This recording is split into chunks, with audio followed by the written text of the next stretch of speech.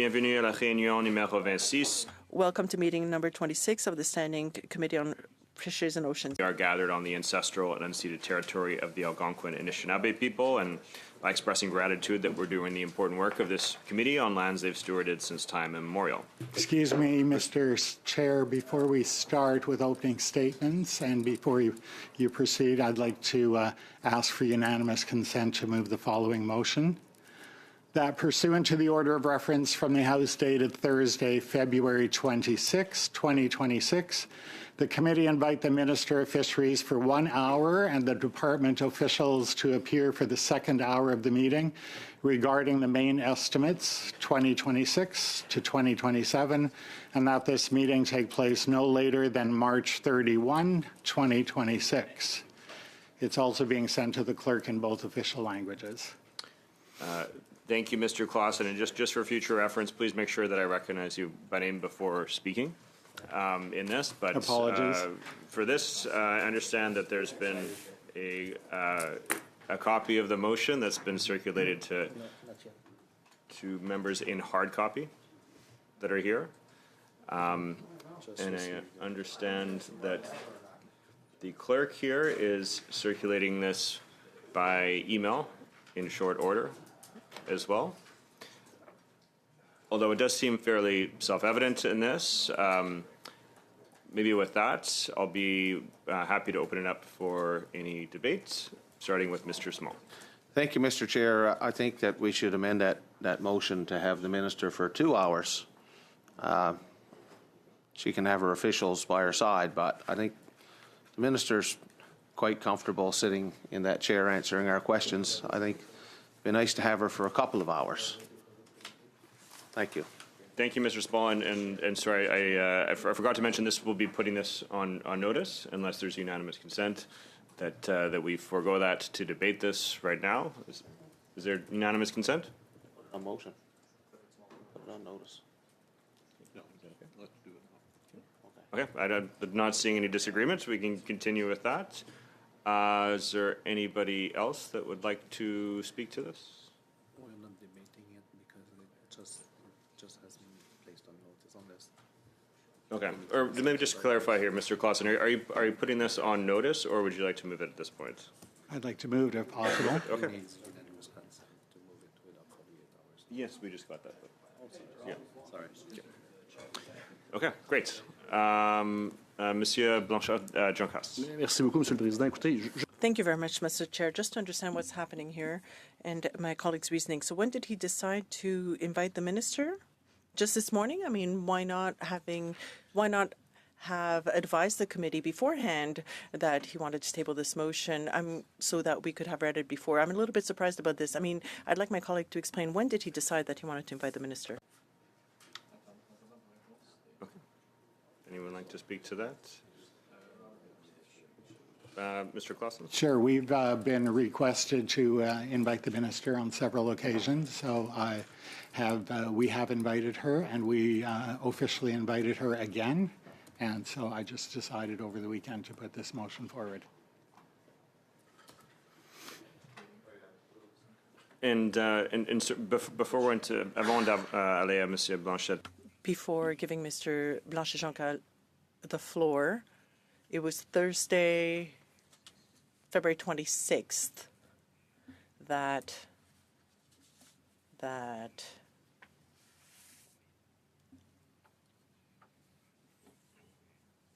the report was referred to our committee regarding the estimates. So I'll give you the floor. Yes, thank you, Mr. Chair, for these specifications. Here's my question for my colleague. When did he decide to invite the minister? We're here with an agenda already for this meeting, but then he starts off with this meeting, with this notice. I mean, you clarified a few things, but I'd like to understand my colleague's thought process. Why did he not table or give notice of this motion before now? Why is he doing it right now when we already have an agenda for a committee meeting?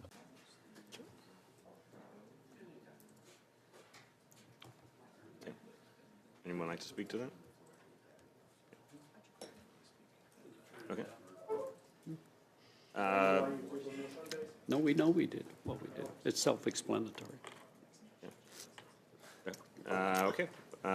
Well, and unless there's anybody else that'd like to speak to it, Monsieur Blanchet-Jonca. Merci beaucoup, Monsieur le Président. Mr. Blanchet-Jonca, thank you very much, Mr. Chair. Well, this non-answer is an answer because right now the government doesn't really know how to steer its ship, and now here we have a motion. I just want to know when he thought that he wanted to do this, and the three members of the committee for the government are not able to give us a proper response. I mean, I had improv classes in high school too, and I saw a good one this morning too, but this is the same thing, but with people getting a lot more money, being paid a lot more money. So I'm not that surprised, but I'm disappointed to see that I'm not getting any answers. And when we ask specific questions, we're not getting any specific answers. And here we have an improv class that we see. Monsieur Cormier. Merci, Monsieur le Président. Mr. Bernier, yes. Thank you, Mr. Chair. Just a bit of education for my colleague. I know he is not a member of the Standing Committee. He's replacing his colleague today. But a notice of motion and motions can be tabled at any time during the committee, and that's what my colleague just did, to invite the minister to appear before March 30th. As his colleague, whom he's replacing today, does sometimes, sometimes his colleague proposes motions, studies, and so on. That's exactly what we did today. So I don't see what's out of order. So if there's anything that is out of order that the clerk or you, Mr. Chair, can point out, please do so. But my colleague very much had the right to table this motion. We've talked many times around this table, 3 or 4 times, I think, we've invited the minister. He was perfectly within his right to do so. And to repeat this, the minister has appeared a number of times. Other ministers have sometimes, before other committees, refused to appear, but this minister has appeared. So my colleague has every right to propose this motion, to table this motion. We can pass it or not, but we have to follow the process that's in place. Thank you, Mr. Chair. Thank you very much, Mr. Cormier. Mr. Arnold, et après ça, Monsieur Blanchet-Jonca. Thank you, Mr. Chair. I just want to provide some clarity. We've invited the minister multiple times to appear before the committee on the marine protections study that we're doing. Don't confuse that with asking the minister 3 or 4 times to appear, and now she can appear on the estimates and consider that covered off. We still want the minister to appear before this committee on the coastal marine protections study that this committee has been doing. Just to clarify. Merci beaucoup, Monsieur le Président. Je remercie mon collègue. Thank you very much, Mr. Chair. I'd like to thank my colleague for informing me of how the committee works. I never said that the colleague was out of order. My question is, well, if member Cormier can answer, at what point did the members of his government make the decision to invite the minister? I mean, I've already asked this question. I'm asking it again. It's that simple. Can you give us an answer? Because, of course, inviting the minister seems important. There's a motion to that effect, but why wasn't the motion circulated beforehand? Is that clear? Monsieur Cormier? Mr. Cormier? Well, listen, I still don't understand. If you could clarify, just to be sure. I mean, I think we can just table a motion at any time. We don't need to give notice that we want to give notice of a motion. Perhaps that will answer his question, and you could give him more information on how it works. I mean, again, this is the 4th time we invite the minister to appear. We know she's very busy. We want her to appear to answer our questions and to give my Conservative colleagues an answer also. When the minister appears to talk about the estimates, we can ask any question that we want to ask of the minister, and marine protected areas, coastal marine protected areas are part of those topics that we can cover. So my colleagues will have plenty of opportunity to ask all the questions they want in terms of the marine protected areas before the end of the month. Thank you. Thank you very much, Mr. Cormier. Bon. Thank you, Mr. Chair. I'd like to amend my colleague's motion to have so that the minister appear for 2 hours instead of 1. And then in the second hour, she can discuss conservation areas. And that would take care of all the requests that she's turned down so far to show up to the study that we've almost have completed here. Okay. Thank you, Mr. Small. So I understand you're moving an amendment to the motion that Mr. Clausen has tabled to invite the minister to appear for 2 hours rather than 1 hour. So I guess that's a amendment moved. Is there any that would like to speak to that amendment?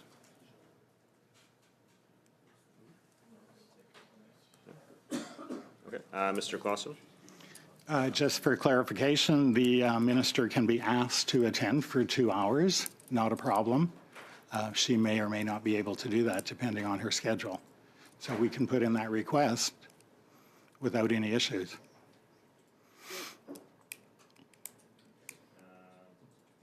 Are there others that like to speak to it? Mr. Arnold, et après ça, Monsieur Blanchet-Jonca. I'd just like to clarify, we have asked multiple times, this committee has agreed to ask the minister multiple times to appear for 2 hours on the coastal and marine protections study that the committee is undertaking. She has not responded. We've asked the parliamentary secretary, who should be the direct liaison between this committee and the minister, on her appearances here. We've seen no response. To use the estimates as an excuse for the minister to be here to cover off the estimates and multiple other topics is not acceptable. She should be here for the 2 hours to cover the estimates, because we see there are significant cuts to the minister, to the department's budgets this year.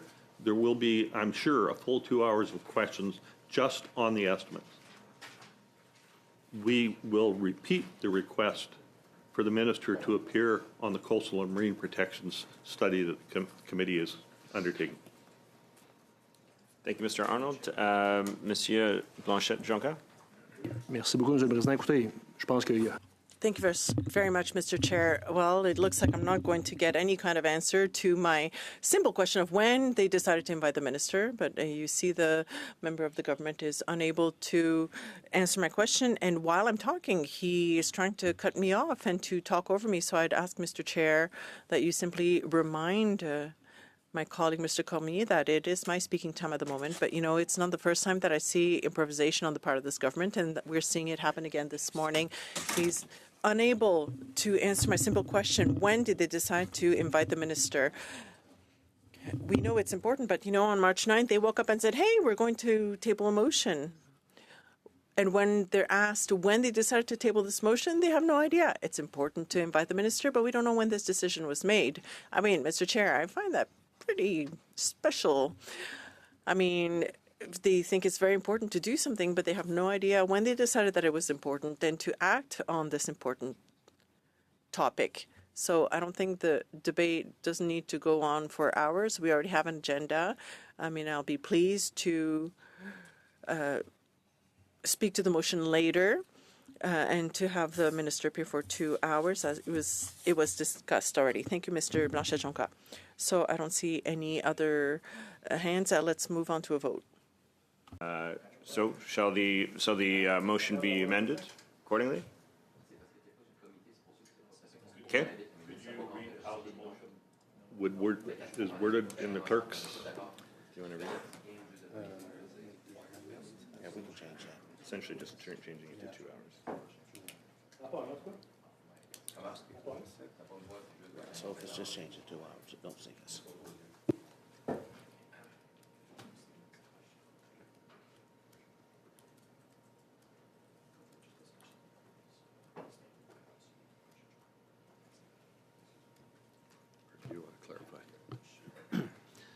So we'll just have to work into the main motion later, the amendment of Mr. Small.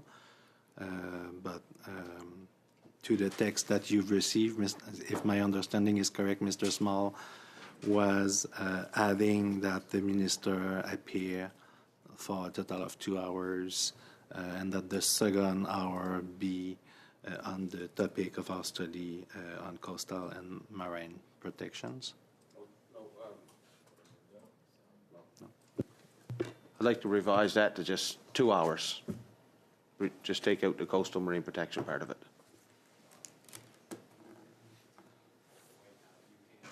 Your own motion, your own amendment. No, you can amend it.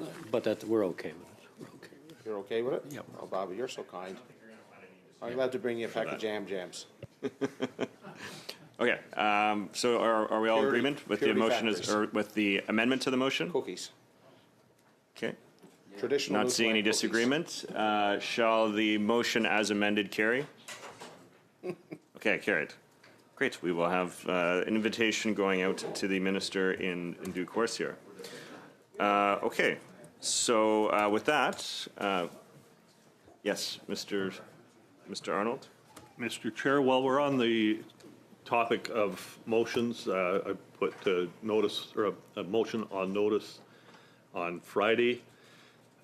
We've asked the minister to appear, this committee, the entire committee has asked the minister to appear no less than 3 times, to appear before this committee on the study on marine and coastal protections.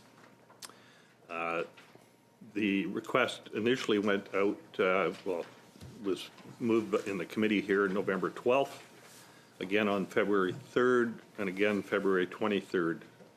The committee, the entire committee, agreed to request the minister to appear.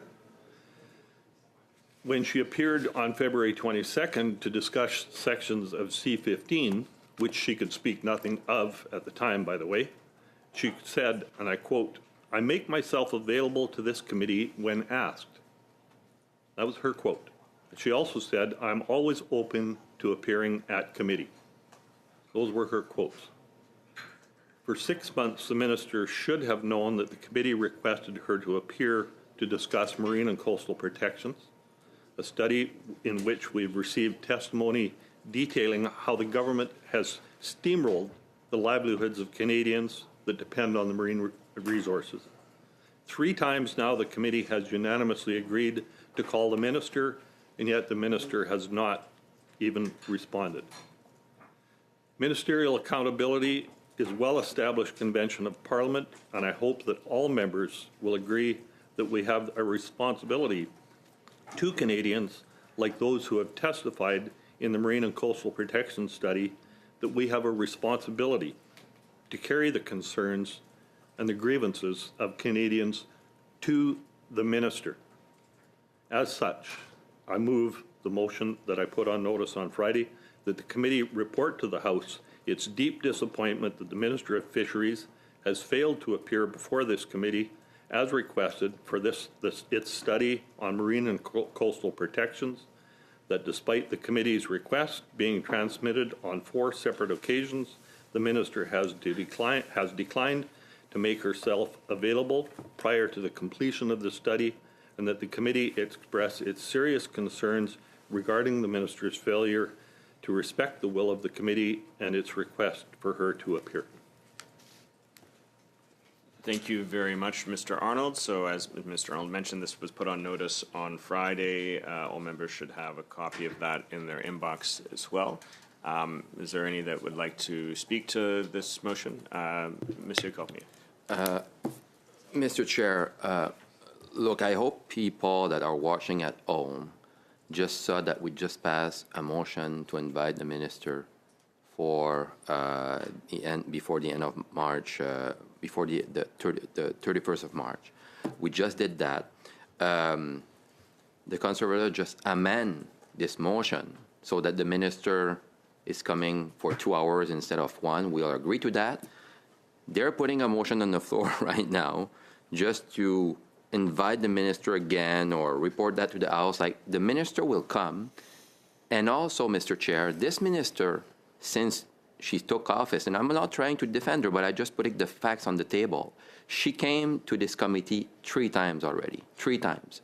And I hope that people who are watching at home also can look back during the Conservative years, how many times a fisheries minister came to this committee, and compare what all the fisheries minister, how many times the Liberal fisheries minister came to this committee. So this is just some theatrical politics right now that we're saying. We want to study mackerel right now. Just pass a motion to invite the minister, all agree on, and then this motion for Mr. Arnold, that for me is like irrelevant right now. It's totally irrelevant. So I'm not sure why they're trying to do. The minister will come. She came many times already, like I said. And please, can we just like move on and get on the mackerel study? And I'm sure like my colleague Clifford Small, that who talked a lot about the situation with mackerel, will certainly want also to study that. And also my colleague from the bloc. Thank you, Mr. Cormier. Mr. Arnold, sorry, you had your hand up, and then Mr. Small. As Mr. Cormier just said, I hope people at home are watching to see that he has just declared the testimony that we've heard from Canadians that are reliant on the fisheries that are being ignored by this fisheries minister, and the requests. More than 3 requests for the minister to appear on the study on coastal and marine protections. How dare he call that irrelevant? How dare he say that those fishermen, those recreational harvesters, all of those people in those coastal communities are considered irrelevant? The request for the minister to appear first went out in November. Now to think that they can come in and have the minister appear on the estimates, which is required to do regardless, and supplant that with a motion that was passed by all members of this committee to appear on the Marine and Coastal Protection study, for him to say that that is irrelevant is an absolute insult, not to just the members of this committee, but to the members across this country, the fishermen and the communities that rely on those fishermen. To be called irrelevant is an absolute insult. I move that we move this motion today, that the minister has failed to appear, and that it be reported to the House. Thank you, Mr. Arnold. Next, I have Mr. Small who would like to speak to this. Thank you, Mr. Chair. I'm just responding to Mr. Cormier's remarks about where he said the minister didn't appear very much at this committee prior to 2015. And I think that Mr. Cormier understands, coming from a fishing riding like Mr. Cormier comes from, and he recognizes where the fisheries went since 2015 until now, with moratorium on mackerel and with the decisions that have been made, with the increases in protection areas, and all the concerns that the fishing industry have accumulated, that it's more important now than ever to have the minister come to this committee and answer for what's happened in the last 11 years. Prior to the last 11 years, fishermen were, and processors, and those who work in processing, were much happier with the way the fishery was run, and they just want it to go back that way, and they'd like to hear from the minister, and we'll continue to press for the minister to appear here, Mr. Chair. Thank you very much, Mr. Small. Not seeing anybody else having their hand up. Mr. Clausen. Thank you, Mr. Chair. I just would like to beg to differ with Mr. Arnold. I don't believe that my colleague, Mr. Cormier, said that it was irrelevant what fishermen were saying. That's a little bit of a stretch on what he was saying. And furthermore, the minister has been informed of what is going on at this committee. I do consult with the minister as the parliamentary secretary. Thank you, Mr. Clausen. Okay, so with that, let's move to a vote on this. Do you want to do a recorded division? Can I ask you if they want to record individual? Yeah, might as well just do that. Or yeah, let's just do that. On the motion of Mr. Arnold,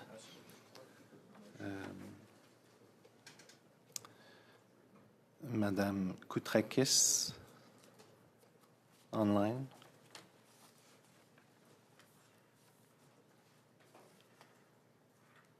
Désolé, non. Monsieur Cormier, No.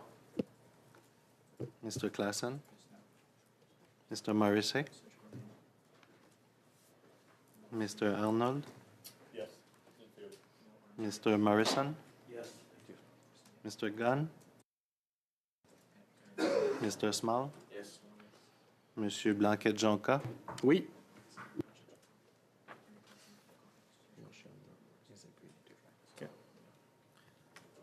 So motion is agreed to, so we'll transmit that to the House in due course here.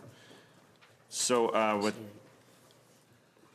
You need a few adoption of report motions on that because we'll just agreed to report to the House. on this, no, this is later. No, this is like a separate report on its own. The motion just adopted.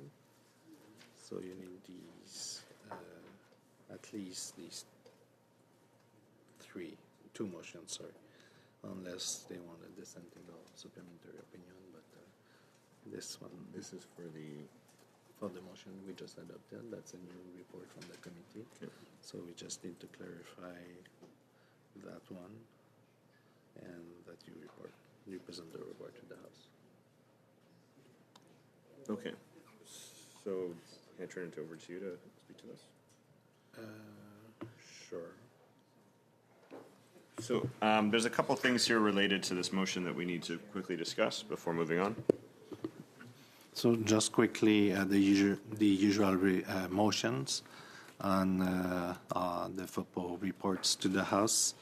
The first one would be that the chair, clerk, and analyst be authorized to make grammatical and editorial changes as may be necessary.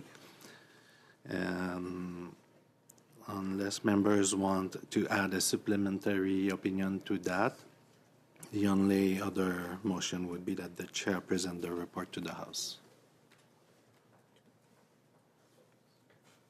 Okay. Is it agreed? So any questions on that? It was pretty straightforward stuff. Is it agreed? Okay, agreed. Okay, so with that, I would like to, pursuant to Standing Order 1082, the committee is meeting today, now at 11:30, to commence its study of Atlantic mackerel and Atlantic herring fisheries. As agreed in committee, we are starting the study with an update from the Department of Fisheries and Oceans on the actions taken in response to the 28 recommendations the committee sent to the Minister in February of 2023. Et la réunion d'aujourd'hui se déroule sur. Today's meeting is taking place in a hybrid format. Pursuant to the standing orders, and members may participate in person or online through Zoom. To the study, and one other thing we need to dispose of, there were 3 proposed budgets that were distributed to members in the last week for our new studies. Is it the will of the committee to adopt these 3 budgets? Agreed? Okay. So with that, I'd like to ask all in-person participants to consult the guidelines written on the cards on the table. These measures are in place to help prevent audio and feedback incidents and to protect the health and safety of all participants, including the interpreters. And I would like to make a few comments for the benefits of the witnesses and members. Please wait until I recognize you by name before speaking. For those participating by video conference, click on the microphone icon to activate your mic, and please mute yourself when you're not speaking. Et en ce qui concerne l'interprétation, pour ce... As for interpretation, for those who are on Zoom, you have the choice at the bottom of your screen between the floor English and French. And for those in the room, you can use your earpiece and select your channel. Address to the chair. With that, I'd like to welcome our witnesses from the Department of Fisheries Oceans. I appreciate your patience. We have Céline Gaudet, the Regional Director General from Gulf Region by video conference. In person, we have Bernard Vigneault, Director General, Ecosystem Science Directorate. We have Todd Williams, Senior Director, Resource Management Operations. And by video conference, we have Mario Godet, Director, Fisheries and Harbor Management, Gulf Region. So with that, we are going to start with 5 minutes of opening statements avec Madame Godet.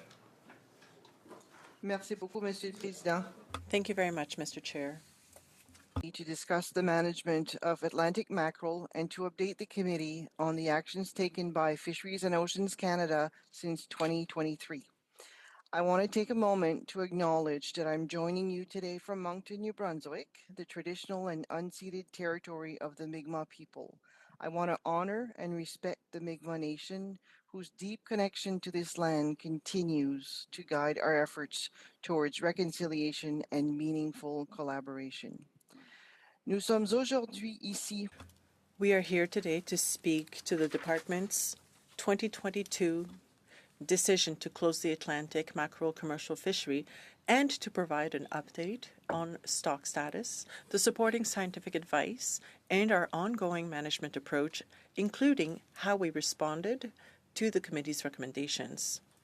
Atlantic mackerel is a species of long-standing economic, cultural, and ecological importance throughout Atlantic Canada and Quebec.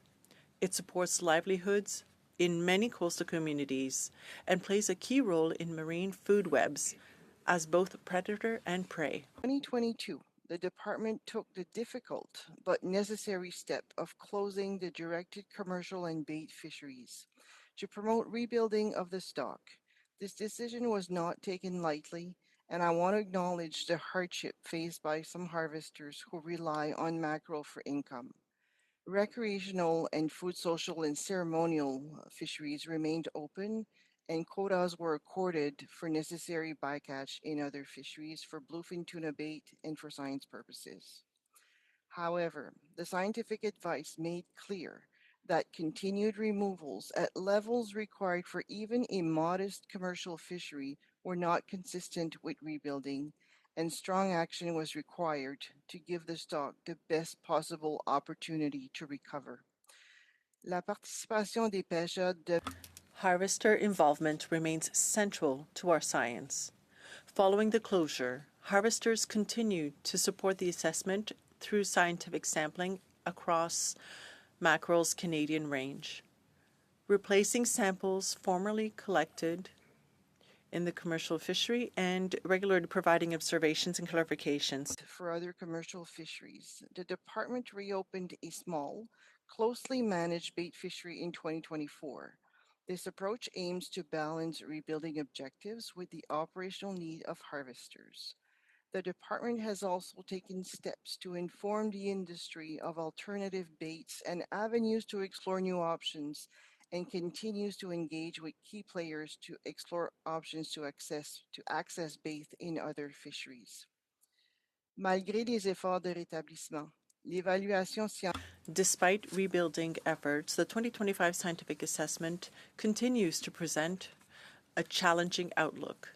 The stock remains in the critical zone under the precautionary approach framework, and spawning stock biomass continues to be low. Recruitment remains weak, and no sustained improvement has yet been observed. Atlantic mackerel is a transboundary stock shared with the United States. Total fishing pressures is influenced not only by Canadian decisions, but also by U.S. management measures. DFO continues to closely monitor U.S. science and related fishery management decisions. Recent interim increases in the U.S. assessment appear driven by improvements in the southern contingent of the stock. There are changes that are not being observed. These are changes that are not being observed in the northern contingent that contributes to the Canadian fishery. In light of these differences, and in recognition of observations from Canadian harvesters on the water, the department has advanced the next Canadian stock assessment from 2027 to 2026. Les petits poissons pélagiques, comme le maquereau, sont de bons candidats. Small pelagic fish, such as Atlantic mackerel, are good candidates for rebuilding. These species grow relatively fast and mature young, and the department is optimistic that this stock can rebuild with the continuation of strong management measures. 2023 letter, which included 28 recommendations to the minister. I'm pleased to report that the department has acted on many of these recommendations, and we remain committed to ongoing improvements in science, management, and engagement. We are now pleased to answer your questions. Merci. Very much. Merci beaucoup, Madame Godette. Thank you very much, Ms. Goudet. Our first round of questions, the 6-minute round, starting with Mr. Small. Thank you, Mr. Chair. And I heard Ms. Godet, the Regional Director General for the Gulf region, mention that the best opportunity for recovery of Atlantic mackerel is by keeping commercial Canadian mackerel fishery closed. And I also just reviewed the decision by the Americans to have a quota increase this year to close to 10,000 metric tons. And in one part of their rationale in doing so, they mentioned that they could have set it 500 metric tons higher had it not been for the bait fishery in Atlantic Canada. So to Mr. Vigneault, my question is, how much of the American increase in their mackerel quota is attributed to the lack of fishing in Atlantic Canada? Mr. Chair, for the question, so I would say none. Like the increase that is seen by the U.S. is mainly the southern contingent that is not fished in Canada. They see it by a number of measures, including a sustained increase in the egg from their survey that we haven't seen yet to a similar extent for the northern contingent. So, you know, in this 28, these 28 recommendations from the study that we carried out in 2022, one of the recommendations was that we reestablish a commercial fishery for Atlantic mackerel to match that of the United States. Now, it's quite clear, if you dig in and check out the rationale that the Americans are using in setting their quota, they're setting their quota and taking into consideration the fact that we're not fishing. It's clear. I mean, I can provide it to this committee the rationale that the Americans are using to increase their quota. And Monsieur Vigneault, would you consider the increase in the American quota significant or insignificant for 2026? So thank you, Mr. Chair, for the question. We consider it significant. That's why we have decided to rerun the model to do our stock assessment for the mackerel. It was done on a 2-year basis, was last done in 2025. We've decided to accelerate the analysis of the egg and larvae that were collected this summer in 2025 and to advance by a year the stock assessment. Because yes, as the member is stating rightfully, the U.S. accounts for Canadian catch in their stock assessment, and the reverse is true. We account for U.S. catch in our stock assessment. We have been collaborating with the U.S. on the science side, where we contribute to the stock assessment that they do for both the southern, where we have saw a recent increase, and the northern contingent, and they could collaborate to our stock assessment for the northern contingent that is fished in Canada. So you're saying there's a southern contingent and a northern contingent in Atlantic mackerel. How certain are you that some of the northeastern Atlantic mackerel haven't migrated into our waters and blended with our stock? What do you know of the DNA of European versus American mackerel? So there's ongoing work on that. We actually are part of a working group with the United States, but also a European country to study mackerel in the North Atlantic. We've done ongoing research to look at the genetics of the stock to be able to differentiate, as you mentioned, the northeast versus northwest, but primarily in our case to differentiate the northern and southern contingent, so that we can quantify more precisely how much of the northern contingent is fished in the U.S. during winter. So what's the budget been that you've dipped into to complete that work that you just described to us? How many thousands, millions? How many scientists do you have working on that project? So thank you, Mr. Chair, for the question. So we have one scientist, one research scientist, 2 full-time employees working on mackerel science based in Quebec region at l'IML. We also have support for technician. I don't have the exact figure for the science budget, but it is significant, and it was step up to address the concern and question that were identified by the industry in our Atlantic Mackerel Science Working Group. And there's a range of science activity, not just the stock assessment, but also research to refine that assessment is ongoing. The budget is in the order of several $100,000. I don't have the exact figure today with me. Okay. Thank you very much, Mr. Small. Next, we're going to go to Mr. Morrissey for 6 minutes. Thank you, Chair. My question, either Madame Goudet or Mr. Vino can answer.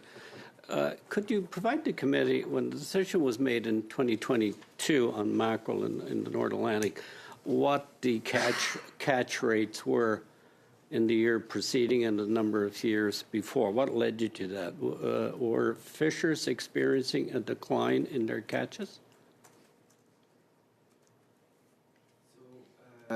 Mr. Chair, the decision to list the stock was because it was deep in the critical zone since 2011, despite reduction in TAC. But my question was, what was the experience of fishers in their catch volumes? Yeah. The experience of fisher, the catch per unit effort is not used for stocks that aggregate like mackerel, where you can, because they aggregate in very dense, small location, you can fish and have extremely high success in catching the fish, despite the overall biomass being very low. So it's not directly used for the stock assessment for mackerel. And other species that aggregate like mackerels, pelagic species. I understand that, but my question was, somebody, I assume, within the department would have verification on the volumes of mackerel that were caught globally in the North Atlantic region by fishers. Mr. Williams? Thank you very much, Mr. Chair, for the question. I do have some statistics here for you.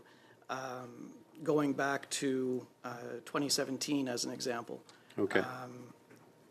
Landings, including bait, across Atlantic Canada, 10,266. 2018 saw a slight rise at 11,050. And then 2019, 8750, 7957, 4519. And then we get into closure period where there are minimal numbers due to bycatch after that. So up until 2022, there was no restrictions in what the industry could catch? There were. So that was just the landings. Okay. So what we had in 2019 was, and in those subsequent years, more or less an alignment between the total allowable catch and the landings. However, in the years preceding that, and I don't have access to that information right now, but I do recall that there was a large discrepancy between what the TACs were set at and what the landings were we're actually. Could you provide to the committee that detail, as much detail as you have on the actual landings that were documented by a DFO in the various regions, in what would be considered that would be fishing what is considered the North Atlantic stock, if you could, leading up to a 2022 decision to close. My next question, Chair, would be to, again, whatever witness wants to answer. If you could expand a bit on the U.S. stock, Canadian stock, because often fishers will refer to it as one stock. What I heard in your opening statements, they may not necessarily be so. Can you elaborate to the committee on what, if there is a difference between the two, and the impact that could have on the resource in the northern stock, as well as what's referred to as the southern stock, which would be the U.S. Mackerel? Thank you for the question, Mr. Chair. Yeah, the stock is assessed in Canada. That's assessed in Canada is the northern contingent of the stock. So that one that. But am I right to assume, or wrong, that the mackerel off the U.S. coast swim up into Canada and are available in Canadian waters for Canadian fishers? Yeah, for the northern contingent. So yeah, it's so that northern portion of the stock that we assess in Canada. It comes to Canadian water from the U.S. From the U.S. So it migrates in the spring to Canada, across the province, and goes back in the fall in the U.S. In the United States, there's another contingent that we don't assess in Canada. That's the southern contingent. But when the U.S. do their stock assessment, they do it for the entire population of the Northwest Atlantic. So they assess both the northern and southern contingent together. Us in Canada, we assess separately the northern contingent because that's the one that's being harvested in Canada. So the other stock you referenced in the U.S. that they don't consider southern, where would that stock primarily be located? So it doesn't come to Canada in the summer. It stops in the northeast. Does it come to Canada at all? It doesn't come to Canada at all. And part of the science that's done to do the stock assessment is to establish how much of the fish is caught in the winter in the U.S., what proportion of the northern contingent when it winters in the U.S. is caught by the fishery in the U.S. That's part of the stock assessment. There's quite a large uncertainty of that. It ranges from 20 to 80%, and that's why we've decided to redo the stock assessment earlier to assess the change with the decision in the States. Thank you very much, Mr. Morrissey. Et prochainement, on va à Monsieur Blanchette. Next, Mr. Blanchette-Jonca for 6 minutes. Thank you, Mr. Chair. Thank you to the witnesses here with us this morning. A first question for Ms. Gaudet. On February 5th, I sent a letter to the Minister of Fisheries and Oceans regarding some of the cuts to some of the organizations in my riding. And now on March 5th, I sent another email and I still have not received any answer. Could you please confirm whether there will be any job cuts at the Institut Maurice which is affiliated, and how many jobs will be cut? Thank you very much. Thank you for this question. I do not have the details to answer your question today, but if you'll allow me, I would like to be able to send you a written response. In order to ensure that there's transparency for employees and the people in my riding, could you please send a written response for the following elements? The exact number of jobs that will be cut or impacted, broken down into different categories: administrative, researchers, term employees, and so on. Secondly, the types of impacts, hiring freezes, job cuts, and so on. Third point, the distinction between permanent positions and determined and other types of positions. Fourth, also how many job cuts per program. including scientific monitoring activities, and so on. Fifth point, the specific time frame and calendar for these cuts and decisions, especially if other cuts are planned for later after this fiscal year. And also, the next point, all the strategic assessments and so on that have led to this decision, also how scientific and other efforts will be impacted, consultations that were conducted, if any were conducted with union representatives and others. And the last point, guarantees in terms of the Maurice Lamontagne Institute, whether it can keep operating after all these cuts, since it has to fulfill its federal mandate of managing resources. And could you please commit to sending us written answers as quickly as possible? Thank you, Mr. Chair. Yes, we will, of course, provide an answer. Thank you. We often hear from the department that they're basing their decisions on science. So if scientific capacity in centers such as Maurice Lamontagne are cut, how can they continue to ensure that the best scientific data can be provided for their decisions? Mr. Chair, thank you very much for the question. I will ask my colleague, Mr. Vigneault, to answer this question.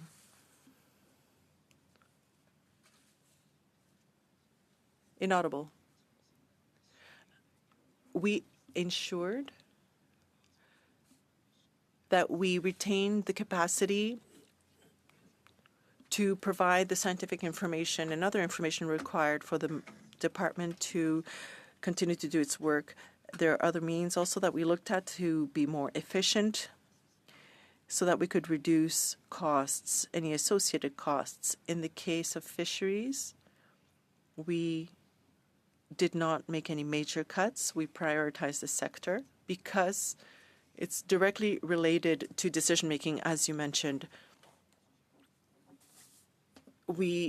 Despite some cuts, will be able to continue fulfilling our mandate. Thank you very much for these specifications. 724 full-time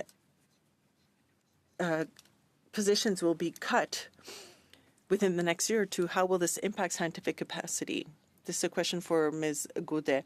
Thank you for this question. Regarding scientific capacity, science remains an absolute priority at the department.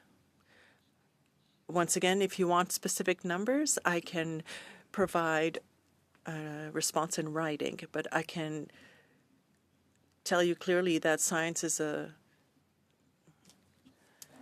priority at the department, and we will use all means that we can to be able to ensure continued scientific expertise and ensure that all our tools are being used, as Mr. Vigneault stated, that we have the right tools. Ms. Gaudet, so if science is a priority and an absolute priority, why are you authorizing cuts in a research institute such as the Institut Maurice Lamontagne? Please explain. Thank you for this question. As I stated, the science is there. It's part of our program. There are some cuts, and we'll provide you with the information as you requested, and we will be able to respond to you at that time. All right. So, Ms. Gaudet, who made the decision to move ahead with these changes on the scientific front, especially, for example, at the Maurice Lamontagne Institute?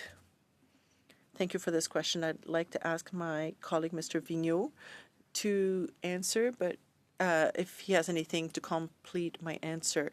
The department is the one making the decisions at the program level. It's a whole process. It's not one specific thing, but there are all kinds of considerations taken into account in making these decisions, and to ensure that the efforts of the department can go on. Okay, thank you. That's the time. But if there's anything else you want to add, could you please provide a written answer? That would be great. That finishes our first round of questions. We're going to go into the second round, the 5-minute round, starting with Mr. Arnold. Thank you, Mr. Chair, and thank you to all of the officials for being here today. I want to This gets quite technical, and I'm referring to a document that was prepared for us by the library analysts on this. And it's talking about how continued U.S. catches affect the estimated time needed to grow the stock above the limit reference point with a 75% likelihood. And it says that in a scenario with no American or Canadian fishing, the minimum time to grow the stock to above the limit reference point with a 75% likelihood was estimated at 6 to 7 years. In a scenario with American removals of 3,639 metric tons, the 2023 commercial TAC, the rebuild time would increase to between 7 and 9 years. That sounds reasonable. But then the document we were provided says, therefore, DFO estimates the minimum time required for the stock to rebuild above the limit reference point with a 75% likelihood in the absence of Canadian fishing under prevailing productivity conditions to be 9 years. Then it says DFO will aim to rebuild the stock to rebuilding target in 18 years or twice the estimated minimum time required to rebuild. Can you explain why we've jumped to 18 years in what we're provided? The minimal rebuilding plan is based on no fishing, no Canadian fishing. That's the 9 year that was last estimate. When we take in account the bait fishery that was authorized and so on, that's where we get the larger rebuilding plan. What's important for this stock is we have a very definitive impact on fishing on the timelines for recovery. And we could see, for example, at the current TAC for the bait fishery of 500 ton, we have a 75% chance of the stock biomass to increase in the next 2 years. If we start increasing that commercial TAC, or if actually the removals from the U.S. increase, that will reduce the probability of growth of the stock. So much depends on the U.S. continuing to take total from the total allowable catch. Is that correct? Yes, as I mentioned earlier, Mr. Chair, we account for the U.S. catch in our stock assessment. The U.S. do the same. Okay. When they did their last assessment, they account for the 500 ton. Thank you. Okay, I want to move on to the report or the letter that was sent to the minister in February 22nd, 2023, including 28 recommendations. We probably aren't going to get a chance to go through all 28 recommendations today, but one of the first recommendation was to restore all standard science and assessment activities for all fisheries management decisions, especially moratoriums and closures. Have those standard science and assessment activities been fully restored? Mr. Chair, yeah, they have been fully restored. We have since done the annual sampling for the stock assessment, the egg and larvae survey. We did the stock assessment every 2 years. And as we mentioned earlier in our introduction, we're even doing it annually this year to account for the change in the U.S. That's along with consistent work in terms of research to address the concern and the recommendation from this committee on mackerel. So along with the work, we have started the collaboration with industry, collaboration with academia to look at the reproduction of the stock, predation of the stock, and so on. Okay, thank you. Before I run out of time, I'd like to ask Ms. Gaudette, if you could please provide the committee with a summary of the actions taken or completed on the 2023 recommendations in that letter. Could you provide a summary to this committee on what actions have been taken and or completed on that? Thank you very much for the question. I will defer this question to my colleague, Mr. Williams, please. Thank you very much. Yes, we will. Thank you very much, Mr. Arnold. Next, we're going to go to Mr. Cormier for 5 minutes. Merci beaucoup, Monsieur le Président. Écoutez, on va... Thank you very much, Mr. Chair.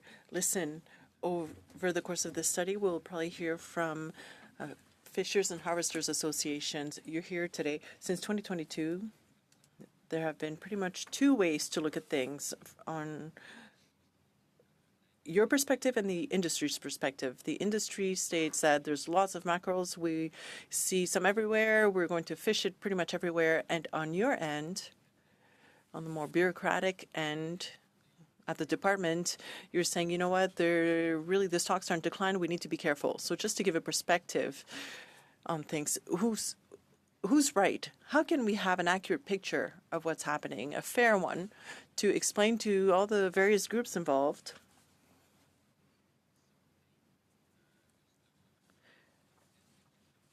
how the stock is doing? To really explain to Fishers and Harvesters Association that really the species is in decline. We really need to be careful. You know, in 2025, you said there was some scientific research that you did. Are you doing it just by yourselves, with scientists at the department, or in association with other organizations? How can we make sure that everybody understands what the state of the mackerel stocks are right now? Thank you, Mr. Chair. Well, both are true. It's not one or the other. I mean, the Fishers' observations are quite relevant, and we see that the fish are aggregating in certain areas in dense groups. For example, on the western coast of Newfoundland, for example, we collaborated with FFAW to put in place research projects of all kinds to be able to have that information. We want to make sure that our scientific study on biomass is still valid in these changing conditions. We, so far, are quite confident in our results.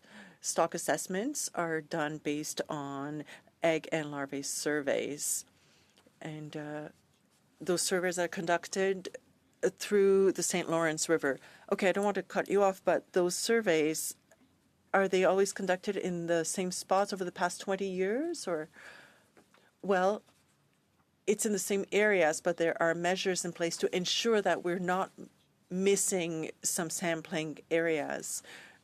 That is something we talked about in detail in 2023 when we did a stock assessment then. And then we confirmed that the current design is still appropriate, that the majority of the eggs were in the areas where we conduct the surveys. Is the industry aware of how you conduct these surveys? Do they actively participate in providing this and collecting this data? Yes, we cooperate with the industry. They provide us with adult fish samples, for example, that help us determine the maturity of fish, the rate of fecundity, and that's some of the information that we feed into establishing how the biomass is doing.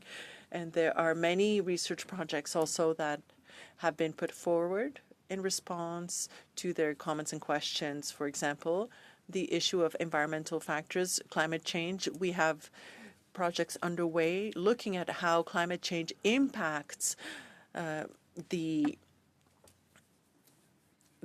food eaten by the larvae, for example. Since 2022, since the moratorium, fishers have been provided with a certain quota for bait fishing. What is the number? Is it going to change last year to this year? I'll ask my colleague to answer that. Thank you very much for the question, Mr. Chair. So since 2024, we've allowed a small bait fishery, 440 tons shared across Atlantic Canada.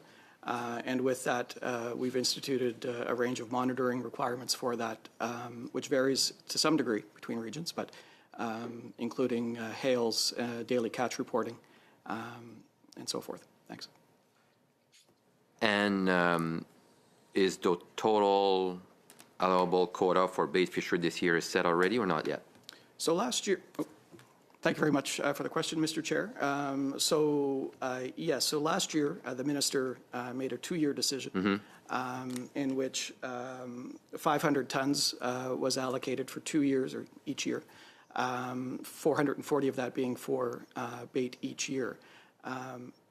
However, given the renewed focus on what the U.S. has announced and the ongoing input that we receive from stakeholders, and we just met with the Atlantic Mackerel Advisory Committee just a couple of weeks ago with industry. They had a number of suggestions, and we're taking those on board, and we're looking at the latest science advice, and we'll provide the opportunity for the minister to evaluate this again for 2026.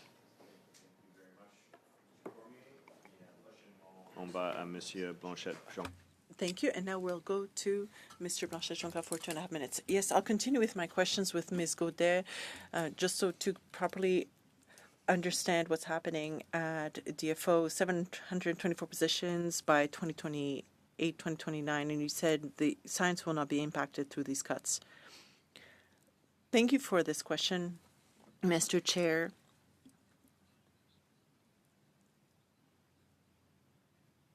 In terms of reducing costs, there's also an assessment of whether we have the right resources at the right place. Reducing and reductions doesn't necessarily mean job cuts. Sometimes it's just realigning the priorities, how things are done. That's how I could answer that question. We really need to remember that we are also realigning our priorities. And as mentioned earlier, there are things we can do better, we can adapt to today's situation and needs and so on. So that's the overall exercise. Yes, could you provide us in writing the information specifically on on how these cuts and changes will impact the Department's scientific abilities, and whether there will be a permanent loss of scientific expertise if specific positions are cut, for example, in data analysis? If you could answer that question in writing, that would be great. And Ms. Godet, you understand that I represent the people of the Maurice Lamontagne Institute in my riding. These employees and these families are really having a tough time. Could you confirm whether their jobs are on the line? Thank you once again. I don't have the specific details. There are reduction exercises conducted at the Institute, but I don't have the specific numbers. Now, to strengthen the stocks for mackerel, we're going to need more data and so on. And how can DFO concentrate on that when there are going to be cuts? I'm going to ask my colleague, Mr. Vigneault, to answer. Yes, you have to understand that it's part of the budget reduction initiative. So we have a mandate to look at, for example, any duplicate work that was being done. We can work in collaboration with internal organizations. There's contribution funds usually where we can maintain the same level of science but delivered differently through partnerships where fewer resources are required, or obtaining the same information but over a longer period of time and so on. Oh, apologies. Yes, I'd like an answer in writing because that wasn't very reassuring. Yes, we'll have one more round also for questions. With that, we're going to go to Mr. Gunn for 5 minutes. Thank you, Chair. I'd like to pass my time on to Mr. Small. Thank you, Mr. Gunn. So, Mr. Chair, I'm looking at recommendation number 5 here, that Fisheries and Oceans Canada begin using additional stock assessment methods, including acoustic sounders, to assess Atlantic mackerel populations, as is the current practice in other North Atlantic nations, and publicly release the conclusions of these assessments. To Mr. Vigneault, I'm wondering if that's been any part of that recommendation's been acted upon. Chair, for the question. Yeah, we have worked with other nations, with the United States, with the ICIS, the organism in charge of the survey, to fine-tune, develop the methodology for acoustic survey and egg survey. Just want to point out to the member that no other jurisdiction use acoustic as their main index. They also use egg and larvae survey as we do in Canada.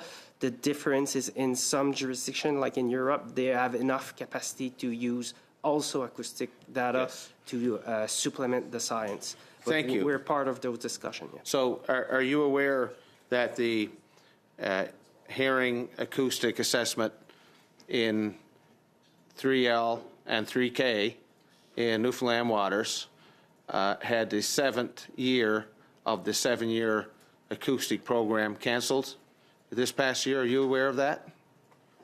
Mr. Chair, yes, we are aware of that. We're looking at other ways to do the science. So how much mackerel was observed acoustically in year 6 of that 7-year program?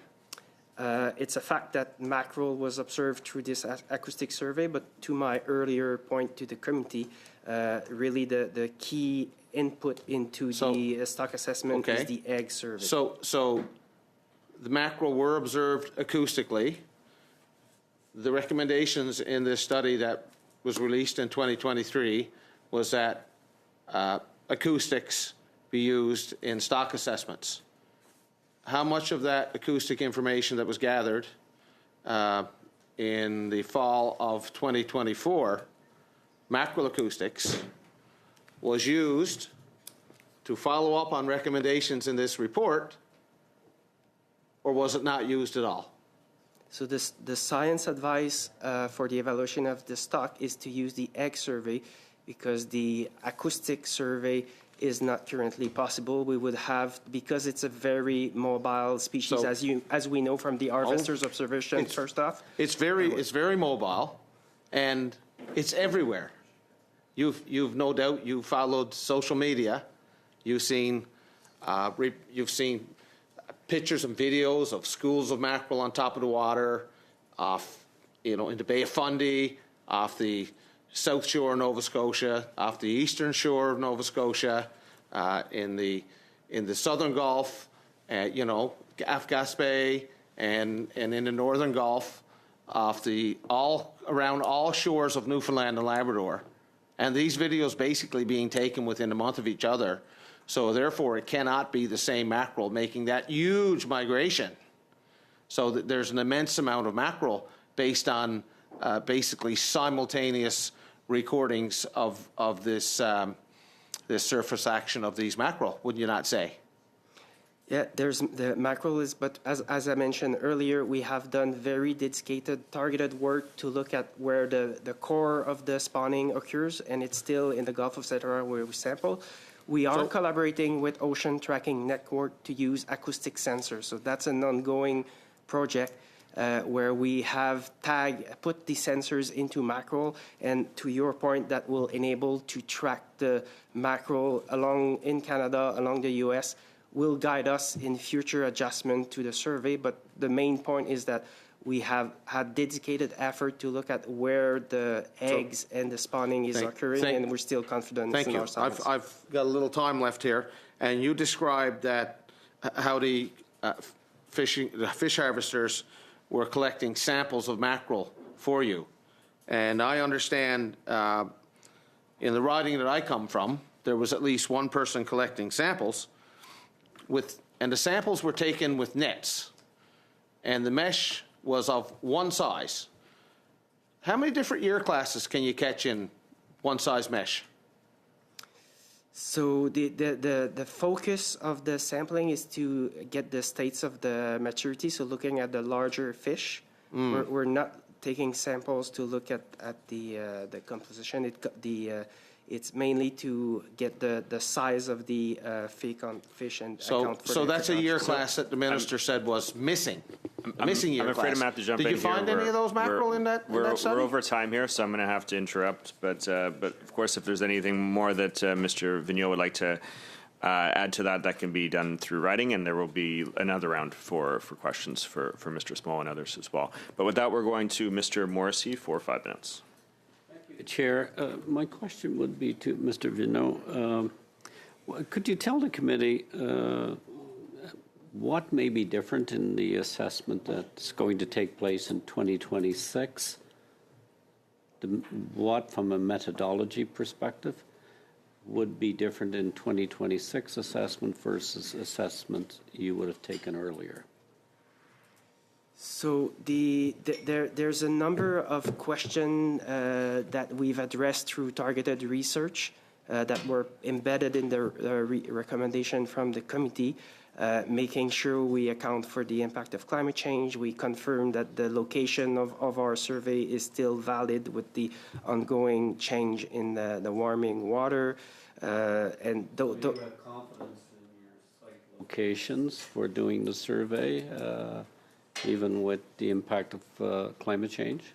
We are fully confident, and furthermore, we hope to be able to add additional accuracy to the survey in taking in account the direct effect of temperature and the development of their prey for the development of the larvae and young fish, because we think that's one of the minor driver of the stock rebuilding.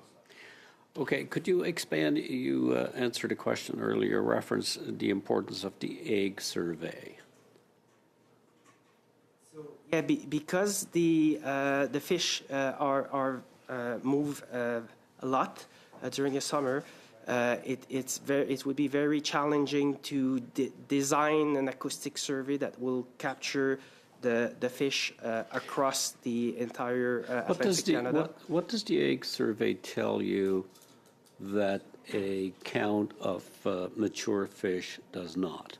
So the egg survey allows us to basically make sure we count the entire population because we know, and that's the work that I've described, we've confirmed that the core of the spawning still occurs in the Gulf of St. Lawrence when we do our sampling. We take those egg data from the water sample, and from that we extrapolate the future biomass of the population.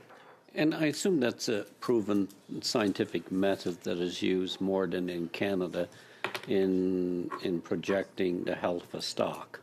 Yes, it's the same method that's used primarily in the U.S. and by European countries. That's for all these jurisdictions. It is the egg survey for the reason I just mentioned. That is the core indicator for the stock assessment. Thank you.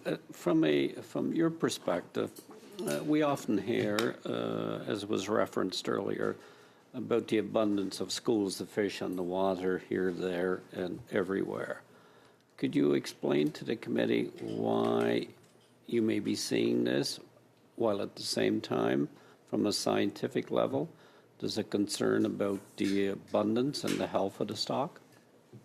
Yes, there's a number of species where they actually naturally aggregate in very high concentration of fish. So even if the overall population could have been reduced for any reason, you would still be able to, at specific location, have pelagic, like mackerel, aggregate, being very visible, because that's the other characteristic of mackerel. It stays close to the surface. It's a very visible. So you could still have a large number of fish visible from the surface in high number. But if you take a step back and look at the entire population, you can still have depleted population despite seeing aggregates. So what would be the outcome if you simply made a decision based on seeing schools of fish on the top of the water in simple locations and then making the assessment that the stock is in abundance? So you would likely overestimate the biomass of fish, and that would be deleterious to the population itself, because the harvest that would be based on aggregate would overestimate. And we've seen that in other science assessments for stock, where you can maintain very successful catch because you actually concentrate your fishing effort in area where the population aggregates. When decisions are made based on that alone, how quickly do you go from a fishery to a disaster? So in the case of a species that aggregate, that there's not much between attack where you would see probability of growth and attack where you don't see growth. So yeah, it could be a conservation issue if you would not account for the entire population when you do your stock assessment. Thank you, Chair. Thank you very much, Mr. Morrissey. So that finishes our second round. We're going to start the third round with Mr. Arnold for 5 minutes. Thank you, Mr. Chair, and again, thank you to the witnesses. I'm not sure if there should be Mr. Vigneault or Ms. Gaudette, but out of the 28 recommendations 3 years ago, I want to start to focus on recommendations 12, 13, and 14. Recommendation number 12 was that Fisheries and Oceans Canada develop a bilateral stock management agreement with the United States for the 2023 Atlantic mackerel fishery season. We're now 3 years past that date. And could you update the committee on the progress of that bilateral stock management agreement that was recommended? Thank you very much, Mr. Chair, for that question. Indeed, Fisheries and Oceans Canada agrees with the recommendation of the committee in that we should be working closely with the United States and having regular engagement with respect to the management of this fishery. We have engaged the United States regularly at multiple levels over the past 3 years to aim for a more formal arrangement. Unfortunately, to date, we've not succeeded in that, but there have also been U.S. issues. Would that relationship have been easier to work out 2 years ago? Thank you very much for the question, Mr. Chair. I wouldn't speculate in terms of the all of the reasons why. I know we've been engaging prior to 2 years ago and since 2 years ago, but certainly we have not yet succeeded. But again, we continue, even as recently as a couple of months ago, to reach out. Okay. Moving on to recommendation 13, that Fisheries and Oceans Canada provide Canadian fishers with the equivalent harvest opportunities to any total allowable catches set by the National Oceanic Atmospheric Administration, NOAA, for 2023, since Atlantic mackerel are managed as one stock. When we did that study, we were told that Atlantic mackerel was managed as one stock. Now you're trying to say that there are two stocks, but why aren't Canadian fishers allowed to harvest when the Americans continue to harvest and will apparently take more of a harvest if Canadians aren't allowed access? Thank you very much for the question, Mr. Chair. I think first it might be important to note that the U.S. stock assessment and the Canadian stock assessment, as my colleague outlined, are not equivalent, and that while the U.S. assessment stocks or assessment focuses on the stock as a whole, both north and south, when it comes to fishing opportunity, we are really looking at the northern component of that. So we then rely on the science provided to us by our DFO science colleagues in terms of accessing that northern contingent of mackerel. So it wouldn't necessarily be appropriate to draw a parallel to those harvesters who are fishing a southern contingent. So they really are being managed as two separate stocks then, not as one stock as the committee was led to believe in 2023. Thank you very much for the question, Mr. Chair. The way I view it is it is a stock with different contingents that mix periodically throughout the year.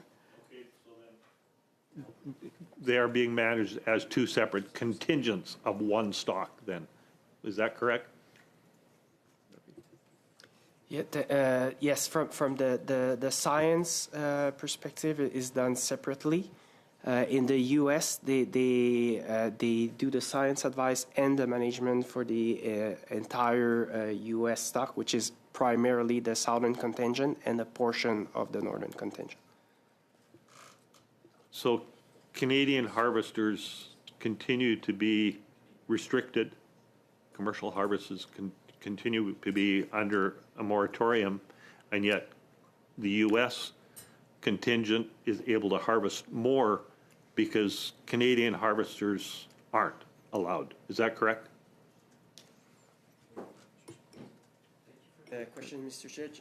I'll turn to my colleague, Mr. William, for the management. I just want to remind the committee that the increase that they seen is the last science advice in the U.S. is primarily due to a growth of the southern contingent. So the contingent that doesn't come to U.S. To Canadian water that is not fished in Canada.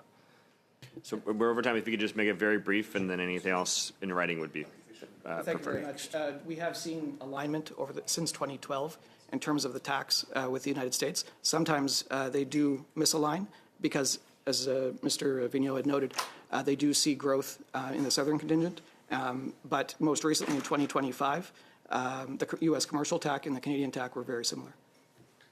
Thank you very much, Mr. Arnold. Next, we're going to go to Mr. Clausen for 5 minutes. Thank you very much, Mr. Chair. To Madam Godet. Science has been done on the Atlantic herring stocks, which will be released prior to the meeting of the Herring Advisory Panel this spring. It appears as though the most recent data does not indicate any positive changes in the health of the species. Warming waters, access to food, and predation all impact the recovery of the stock. Can you tell me about the impacts of climate change on the Gulf and its impact on the recovery of mackerel and herring?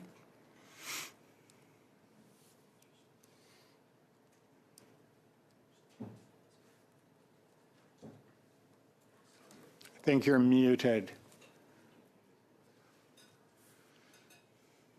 My apologies, Mr. Speaker. I began to say thank you for the question, and indeed, climate change is a serious consideration that has an impact. And I think I will turn to my colleague, Mr. Vigneault, if he has additional scientific perspective to give to that answer your question. Yes, thanks. Yeah, boats, like all pelagic, are very sensitive to the climate change impact. The Gulf of St. Lawrence, southern Gulf of St. Lawrence in particular, I've seen warming water temperature and so on, which affects the ecosystem. In the case of the Atlantic mackerel, we still think that it is important for the recovery of the fish of the stock. We see a significant impact of beneficial impact of reducing the fishing effort in the recovery. But in addition to that, yes, they're impacted by climate change. It's often it's the timing of when the larvae of the earring or Atlantic hatch and the availability of their prey that is really critical. And in a changing climate, it could be offset. You can have hatching of eggs without suitable prey available at that time of the year because of a mismatch, and that's caused difficulty for the stock. For herring, we think that it's primarily driven by environmental condition, similar to what I've described, mismatch, for example, between the when the larvae hatch from the eggs and the availability of their prey to sustain growth. Thank you. Mr. Williams, in the past when the population was healthy, 1 out of 10 mackerel were older than 7 years. Now it's only 1 out of 100. Older fish lay more eggs, so having fewer of them means young fish are born. It takes 6 to 7 years for young fish to grow old enough to help rebuild the population. They used to lay 7 times more eggs than they do now.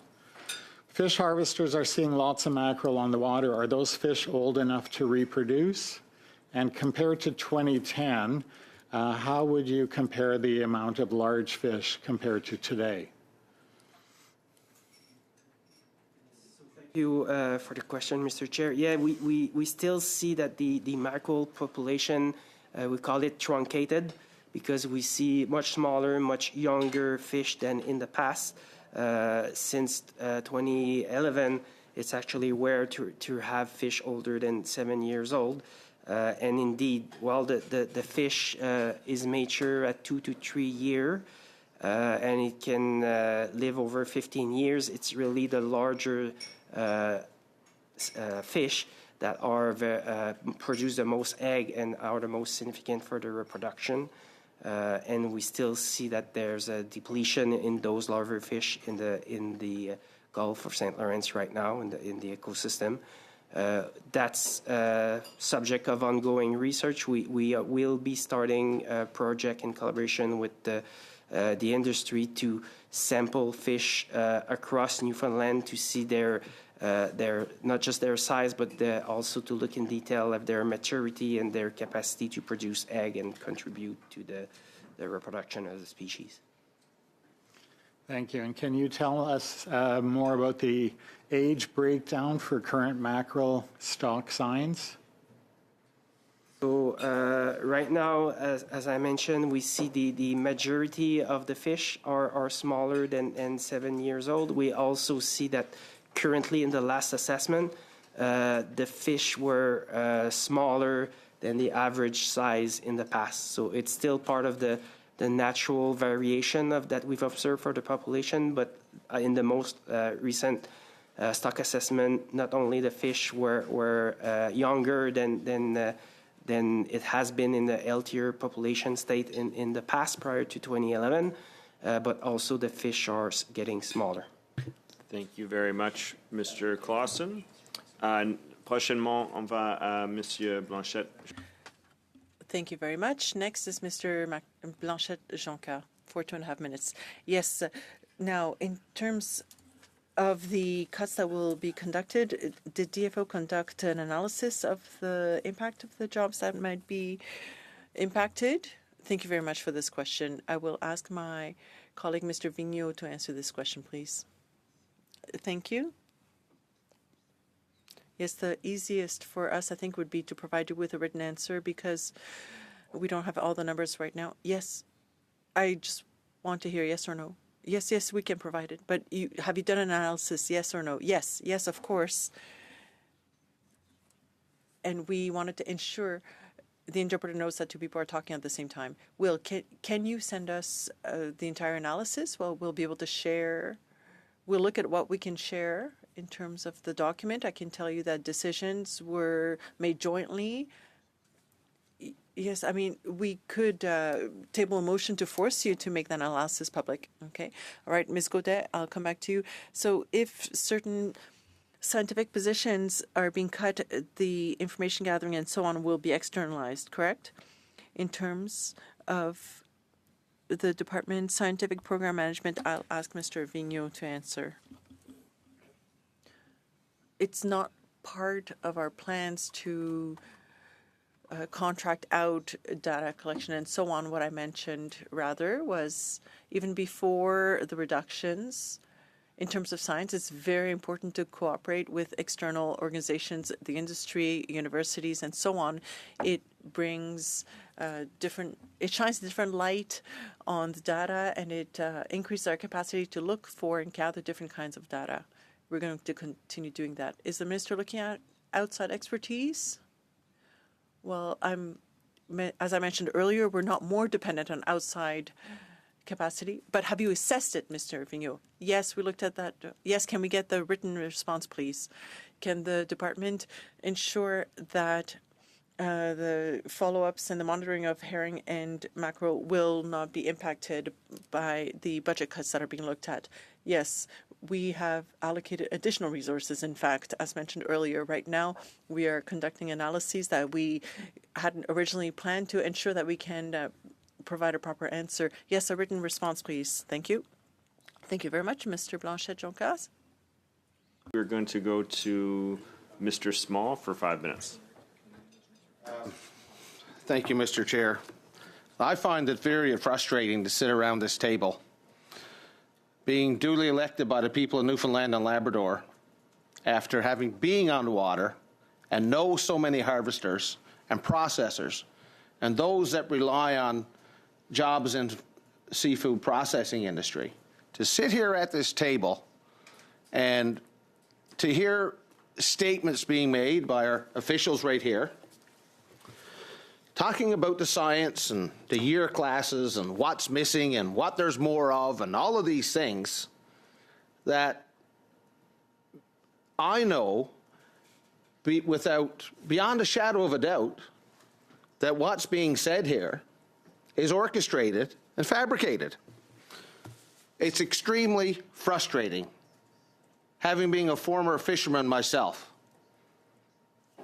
and to know the sizes of mackerel that have been caught this past summer off the northeast coast of Newfoundland, off the west coast of Newfoundland, off the coast of Labrador, off the south coast of Newfoundland. Mackerel that were 1,000 grams. They weren't 2 years old. And there were many, many, many of them. So my question to Mr. Vigneault, you referenced the fish sizes getting smaller and smaller in every assessment. How did you gain the information about the year class distributions that you're referring to? What was the methodology? Thanks for the question, and I would like to point out first that the science that we provide is through a peer review process. It includes industries. How many times was a seine shot around a school of fish, and the fish that was in that seine randomly sampled and weighed, and then put into the various year classes that it should be? How many times did you catch fish and actually sample a body of fish in the last 4 years? In the last 4 years, the sampling was done in collaboration with the industry. Yeah. And that those samples were brought caught in a gill net with one mesh size. So how do you know the distribution of year classes when you were taking samples from gill nets with one mesh size that was going to catch one size of fish? How can you say, beyond a shadow of a doubt, what you've said here today, Mr. Vigneault, and I know you were probably sent here to say that, you're a very good man, but how can you come here and tell this committee what you've told us when it's based on nothing? You know it and I know it. Mr. Chair, respectfully, the information I provide is based on the best science available that we gathered through peer review. The information I mentioned about the size of the fish, that's part of our most recent science advice that was published in 2025. There was a specific request to look at the model distribution of the size, and that's what we provide to fish. It's important in terms of fish management, as the committee knows, because there's a size limit as part of the regulation for the fishery. Okay, so I've got an easy out for you here. So when the bait fishery was announced and the scientific aspect of the bait fishery was outlined, there was an opportunity for the fishers who collected bait to do science and forward the data to yourselves. How much data did the bait fishers supply to you from the bait fishery based, on lengths of fish? We have used samples from harvesters because our collection program was initiated before the bait fisheries. As I mentioned earlier, we're also working right now in a collaboration with FFEW to gather additional samples to the members' point to get additional information on the size of the fish, additional information on the fecundity of the fish, all of that to feed into the improving the science assessment over time. But how can you get an accurate representation of the distribution of year classes without a research fishery that collects random samples all at the same time? That's what the collaboration with the harvesters provide samples that from four association are participating to our sampling program. They collect sample across Atlantic Canada so that we can get representative samples to get the proper input into our model and our peer review science advice. Thank you very much, Mr. Small. I'm afraid we're past time here. So we are going to move on to Mr. Morrissey for 5 minutes. Thank you, Chair. And we have several competent witnesses before the committee today. And Mr. Chair, if political bluster solved any problems on the East Coast of fish stocks, this committee would not be meeting on any problems in any particular fishery. And to quote the late John Crosby, it was political bluster that caused the collapse of the cod fishery that he had to shut down in the late 90s. Unfortunately, it sounds good clips, but it doesn't solve any problem. My question to the witness, did you fabricate any testimony that you gave to this committee today? Thank you, Mr. Chair, for the question. All the information I provide on the science side are from our peer-reviewed science advice that are publicly available and published, or research publication that the scientists at the Fisheries and Ocean have also published. People reading them can interpret them as they choose, which is their problem. But you did not, nor the department, fabricate any testimony or evidence that was given to this committee, as was accused by an earlier member statement. Absolutely, we didn't fabricate any information. It's provided through the rigorous science advice process from the department. Thank you, because it's important. We may disagree, but there has to be an unbiased adjudicator somewhere, or you see decisions that I quoted earlier that lead to collapse of fisheries, and the people that pay the price are the fishers, that we should be making decisions to ensure that they have a viable livelihood going forward on that. I want to go back again, Chair, to could you give a testimony to the committee or evidence committee of, in your studies, comparing the large fish today that is documented versus how many would have been in a survey in 2010? If you don't have it with you, then I would like to see that if you do have quantifiable evidence that shows the number of large fish in the survey today versus surveys that would have been taken, say, up till 2010 or 2011, 2012. Would you have that information? Yeah, we could certainly provide that. That was part of the science advice. Do you know, just before we get in detail, is the number of large fish equal, better, or less than 2010? It is much less. Literally, we don't see regularly large fish 7 year plus. And again, in the overall estimate, should that concern fishers? Yeah, as we mentioned, those large fish are important for the reproduction. We'll do additional sampling. And it doesn't mean that those fish doesn't exist. Like there could be observation underwater, but from the whole of the population estimate, our estimates are much smaller for those larger fish. So we're seeing less large fish in scientific data in the past couple of years versus what it would have been in the period 2010, 2011, 2012. Yes. So what is, as a scientist, what is that telling you about the health of the mackerel stock on the East Coast? So, yes, the population is in the critical situation. It's not healthy. The fact that we're lacking larger fish is one indicator of that, and that's why we're looking at very slow recovery. In 2024, it was at 32% of what we have as a limit to save the state of the fish is critical or not. In 2025, it was 35%, so a very slow recovery. And with time, we hope that they will be able, with the reduced fishing pressure, hopefully more favorable environmental condition, we could see the population grow back to a healthy state.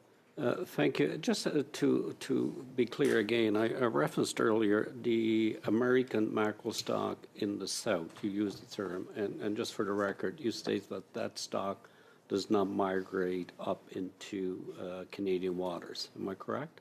Yes, you're correct. And so when we hear that the Americans are increasing their quota, it's coming from a stock that does not migrate up into Canadian waters at times? Yes, there would be fishing the increase we see in the U.S. is from the southern stock because they use our DFO data for the northern stock, so they don't have an increase for a major increase. So they accept Canada's data on the northern stock? Yes, we share data for the U.S. and the Americans. I'm sorry, I'm going to have to jump in here. We're over time, but we are going to have a very short or fourth round. We'll do 3.5, 3.5, then 2. So starting with Mr. Arnold for 3.5 minutes. Thank you, Mr. Chair. Just resetting my clock.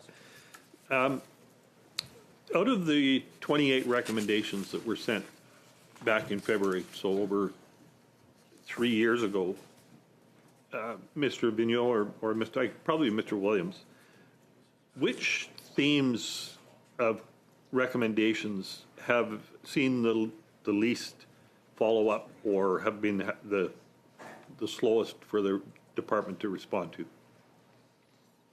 Thank you very much for the question, Mr. Chair.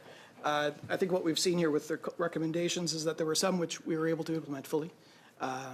For those that were more difficult for the department to respond to, I think has to deal with the mandate of the department itself. So there were recommendations with respect to assistance, to programs for harvesters who were dependent on the fishery, and those beyond the authorities that have been provided through the Fisheries Act.